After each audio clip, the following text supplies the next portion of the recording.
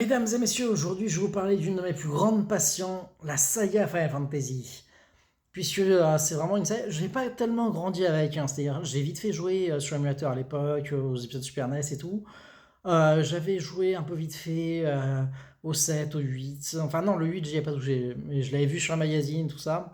Mais c'est vraiment avec le 9, des années plus tard, hein, que je l'ai adoré, et comme on dit souvent, c'est son épisode premier qu'on préfère, et ça n'a pas démordu à la règle. Et j'ai adoré, puis donc du coup c'est un peu mon âge d'or, les 7, 8, 9 comme beaucoup, c'est extraordinaire. Mais derrière, ça m'a pas empêché de découvrir le 10, de le détester à l'époque, et avec le temps en fait j'ai complètement adoré, et aujourd'hui c'est un de mes préférés.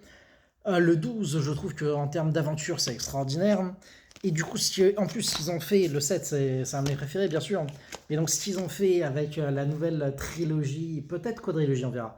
Mais des remasters, enfin, remake, je veux dire, c'est incroyable. Mais c'est vrai que les épisodes récents, j'ai un peu plus de mal, hein, globalement. Le 15, alors, Kingslave, j'ai beaucoup aimé. Mais le problème, c'est que c'est très bien développé, le scénario et tout. Le jeu, beaucoup moins. C'est vraiment pas terrible, hein, le 15. Le 16, il est dans ma liste des jeux à faire. J'avais commencé, j'ai genre 5 heures de jeu, j'ai pas trop accroché, il faudra que je m'y remette. Mais ouais, non, non, pour moi, c'est. Il y a eu deux âges d'or, on va dire. L'âge de la PlayStation, puis PlayStation 2. J'ai beaucoup aimé les jeux sur la DS, hein, l'épisode 3 et 4, les remakes, ils sont vraiment très très bons. Et ça restera toujours une saga dans mon cœur. J'aime beaucoup aussi les créatures de l'esprit.